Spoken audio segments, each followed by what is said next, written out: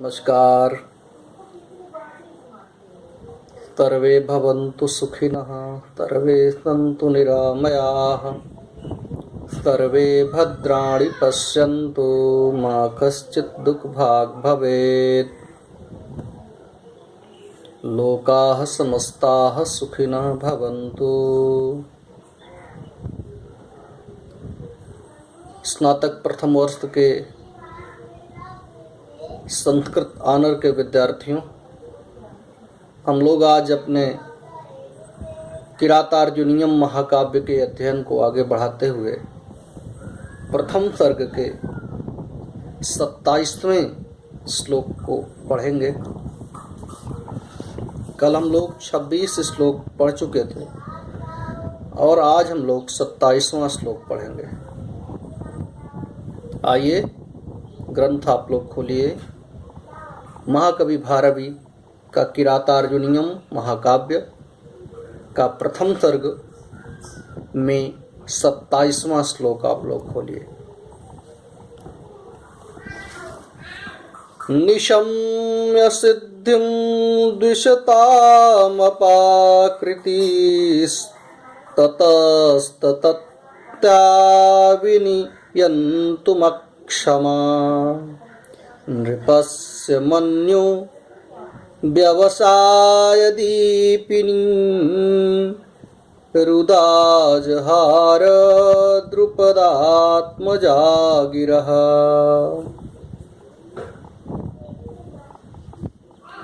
बहुत श्लोक अच्छे ढंग से कहा गया है। शब्द बहुत ही अच्छे हैं महाकवि के। और इस श्लोक में ये बताया गया है कि जब वनेचर महाराज युधिष्ठिर को सारी सूचनाएं देकर पुरस्कार ग्रहण करके, पुरस्कार प्राप्त करके महाराज के द्वारा चला जाता है, तब महाराज युधिष्ठिर द्रौपदी के भवन में प्रवेश करते हैं, जहां पर उनके अनुजगण बैठे हुए हैं और वो अपने अनुजों से वनेचर के द्वारा कही गई सारी बातों को बतलाते हैं। और जब वनेचर ने जिस तरीके से दुर्योधन की सिद्धियों और दुर्योधन की व्यावहारिक कुशलता और दुर्योधन की विभिन्न क्षेत्रों में जो सफलता थी, उसका वर्णन जब महाराज युधिष्ठिर ने द्रौपदी सहित अपने अनुजों के समक्ष किया, तब द्रौपदी आग बबूला हो उठी और वो महाराज युधिष्ठिर के क्रोध को बढ़ाने वाली वाणी में बोली। उसी का वर्णन इस श्लोक में है। फिर से एक बार देखिए। निशम्य सिद्धिं द्विषतामपाकृतिस्ततस्ततत्याविनियन्तुमक्षमा नृपस्य मन्यु व्यवसायदीपिनी रुदाजहार द्रुपदात्मजा गिरः। सबसे पहले देखिए ततः। ततः कहाँ है? द्वितीय चरण का प्रथम शब्द है ततः। ततः मतलब उसके बाद। किसके बाद? जब महाराज युधिष्ठिर ने वनेचर की बताई हुई बात को द्रौपदी से और अपने अनुजों से उसी रूप में कह सुनाया, उसके बाद। तो ततः उसके बाद। फिर द्विशताम, प्रथम चरण का तीसरा शब्द देखिए, द्विशताम। द्विशताम मतलब शत्रुओं की सिद्धिम, सफलता को। प्रथम चरण का द्वितीय शब्द है सिद्धिम। तो द्विषताम सिद्धिम, शत्रुओं की सफलता को, शत्रुओं अर्थात दुर्योधन के पक्ष की सिद्धिम सफलता को, निशम्य सुनकर, ततस्त्याह, ततस्त्याह मतलब उस ओर से आने वाली, ततस्त्याह मतलब उस ओर से, किस ओर से, शत्रु पक्ष की तरफ से आने वाली, शत्रु पक्ष के तरफ से प्राप्त अपाकृति अर्थात अपमानों को, अपकारों को, विनियंतुम अक्षमा, विनियंतुम क्षमा है ना, तो विनियंतुम धन अक्षमा, विनियंतुम अक्षमा अर्थात सहन करने में अक्षम, सहन करने में असमर्थ, द्रुपदात्मजा, द्रुपद पुत्री अर्थात द्रौपदी, नृपस्य राजा के, राजा युधिष्ठिर के, मन्यु व्यवसाय दीपिनी, मन्यु मने होता है क्रोध, और व्यवसाय तत्संबंधी कृत्य, तत्संबंधी कार्य को दीपिनी उद्दीप्त करने के लिए, उद्दीप्त करने वाली गिरह वाणी, उदाजहार बोली। फिर से देखिए, सबसे पहले ततः, द्वितीय चरण का प्रथम शब्द है ततः, ततः माने उसके बाद। द्विशताम सिद्धिम निशम्य, प्रथम चरण में देखिए, द्विशताम सिद्धिम निशम्य, शत्रुओं अर्थात दुर्योधन की सफलता को सुनकर, सिद्धिम सफलता को, निशम्य सुनकर, ततस्त्याह उस ओर से प्राप्त, किस ओर से, शत्रु पक्ष की तरफ से प्राप्त मिले हुए अपाकृति अपकारों को या अपमानों को, विनियंतुम अक्षमा सहन करने में असमर्थ हुई, द्रुपदात्मजा द्रुपद पुत्री द्रौपदी, नृपस्य राजा युधिष्ठिर के, नृपस्य तृतीय चरण में है, देखिए प्रथम शब्द नृपस्य राजा युधिष्ठिर के, मन्यु व्यवसाय दीपिनी, मन्यु मने क्रोध, मन्यु किसको बोलते हैं, क्रोध, और व्यवसाय किसको बोलते हैं, उद्यम। क्रोध के बाद कैसा उद्यम होगा ये तो आप सब लोग जानते हैं। तो क्रोध और तज्जन्य उद्यम को बढ़ाने वाली गिरह वाणी में, उदाजहार बोली, अर्थात वो बिल्कुल आग बबूला हो गई। और फिर महाराज युधिष्ठिर के क्रोध को और उसके पश्चात के उद्यम को बढ़ाने वाली वाणी में बोली, अर्थात वो क्रोधित हो जाएं और क्रोधित होने के पश्चात कोई न कोई निर्णय लेने के लिए विवश हो जाएं, ऐसी वाणी में वो द्रुपदात्मजा अर्थात द्रुपद की पुत्री द्रौपदी महाराज युधिष्ठिर से बोली। ठीक है, ये श्लोक वंशस्थ छंद में है, वैदर्भी रीति है और प्रसाद गुण है, अनुप्रास अलंकार है इसमें। ठीक है,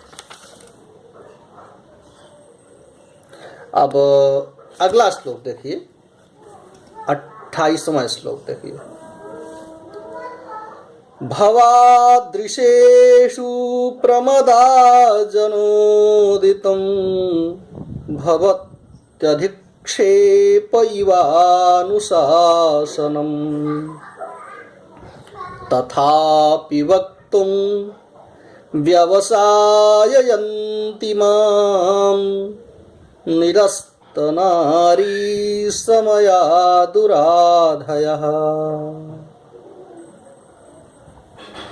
फिर से एक बार, भवादृशेषु प्रमदाजनोदितं भवत्यधिक्षेप प्रत्यधिक्षेप इवानुशासनम् तथापि वक्तुं व्यवसाययन्ति माम् निरस्तनारी समया दुराधयः। इस श्लोक में द्रौपदी महाराज युधिष्ठिर से कहती है, और वो जानती है कि महाराज युधिष्ठिर समस्त नीतियों में निपुण और धैर्यशील राजा हैं और उनको सारी जानकारी है, उनको ज्ञान है हर बात का। तथापि उनको समझाना उनका एक तरीके से अपमान करना है। तथापि युधिष्ठिर से द्रौपदी बोलती है, उनको कुछ कहना, उनको कुछ करने के लिए उकसाना, जो समस्त नीतियों में निपुण हैं, धर्मराज हैं, ऐसे महाराज युधिष्ठिर के समक्ष एक स्त्री का कुछ बोलना उनके प्रति अपमान है। इस बात को द्रौपदी जानती है, तथापि वो महाराज युधिष्ठिर से बोलने को विवश है, क्योंकि उसके अंदर एक जबरदस्त मानसिक व्यथा है। उस मानसिक व्यथा के कारण ही वो महाराज युधिष्ठिर से इस भाषा में और ये बात कहने के लिए विवश होती है। उसी बात का वर्णन इस श्लोक में है। तो भवादृशेषु अर्थात आप जैसे, भवादृशेषु आप जैसे बुद्धिमान पुरुषों के विषय में, भवादृशेषु आप जैसे ब्रैकेट में आप कर सकते हैं बुद्धिमान पुरुषों के विषय में, प्रमदा जनोदितम स्त्री जनों द्वारा कहा गया अनुशासनम उपदेश अधिक्षेप इव अपमान की तरह होता है। भवादृशेषु आप जैसे बुद्धिमान पुरुषों के विषय में, आप जैसे बुद्धिमान पुरुषों के समक्ष, प्रमदा जनोदितम, प्रमदा जन उदितम, स्त्रीय जनों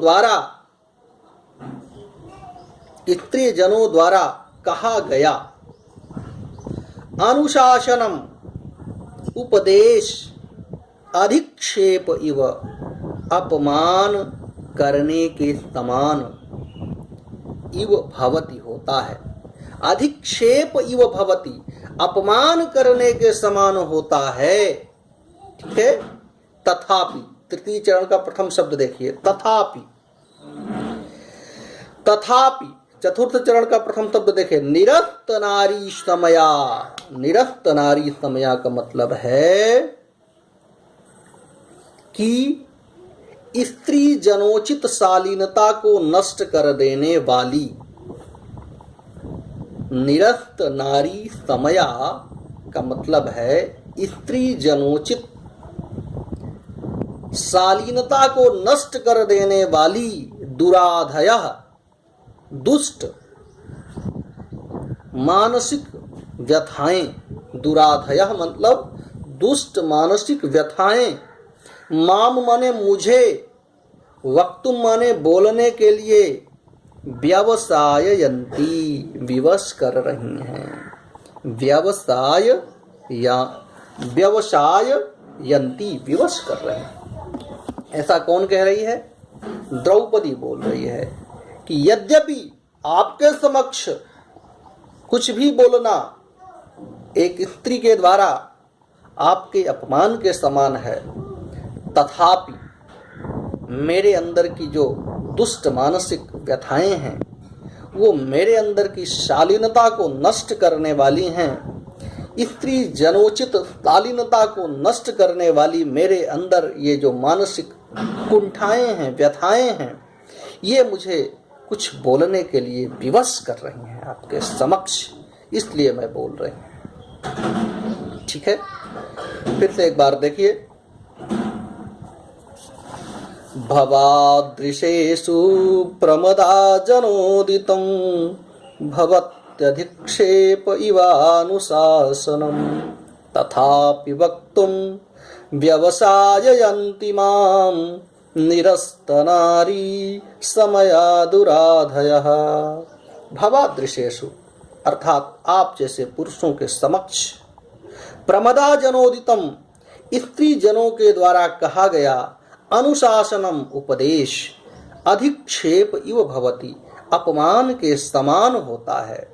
तथापि फिर भी निरस्त नारी समया अर्थात स्त्री जनोचित शालीनता को नष्ट करने वाला, स्त्री के लिए उचित जो स्त्रियों में जो शालीनता पाई जाती है उसको नष्ट करने वाला, दुराधयः उसको नष्ट करने वाली, दुराधयः मानसिक व्यथाएं, दुष्ट मानसिक व्यथाएं, माम मुझे, वक्तुम व्यवसाययन्ति बोलने के लिए विवश कर रही हैं। इसलिए हे महाराज युधिष्ठिर अब आप सुनने के लिए तैयार हो जाइए। ऐसा कौन कह रही है? द्रौपदी कह रही है। किससे कह रही है? महाराज युधिष्ठिर से कह रही है। कहाँ पर कह रही है? अपने भवन में कह रही है। कौन कौन वहाँ पर हैं? महाराज युधिष्ठिर और उनके अनुजगण वहाँ पे हैं। ऐसा क्यों कह रही है? क्योंकि महाराज युधिष्ठिर ने वनेचर से प्राप्त सूचनाओं को उन लोगों के समक्ष कहा और इसको सुनकर दुर्योधन की सिद्धि और सफलता को सुनकर द्रौपदी आग बबूला हो गई और वो महाराज युधिष्ठिर के क्रोध को बढ़ाने वाली भाषा में बोली। और क्यों बोली? क्योंकि उसके अंदर मानसिक व्यथाएं, दुष्ट मानसिक व्यथाएं थी, जिसके कारण के उसके अंदर की स्त्री जनोचित शालीनता नष्ट हो गई थी और वो महाराज युधिष्ठिर के क्रोध को बढ़ाने वाली वाणी में बोली। ठीक है, आज इतना ही। 27 और 28, 27वां और 28वां श्लोक हो गए हैं। कल हम फिर से पढ़ेंगे। इस 28वें श्लोक में देखिए, पूर्वार्ध में उपमा अलंकार है और उत्तरार्ध में वाक्यार्थ हेतु काव्यलिंग अलंकार है। गुण इसमें भी प्रसाद है, रीति वैदर्भी ही है और छंद वंशस्थ ही है। प्रायः क्या पूरे ही सर्ग में वंशस्थ छंद का ही प्रयोग महाकवि ने किया है और प्रसाद और वैदर्भी रीति का, प्रसाद गुण और वैदर्भी रीति का प्रयोग है। और अलंकारों में तो कई अलंकारों का प्रयोग कर रहे हैं वो। ठीक है, आज यहीं तक। नमस्कार।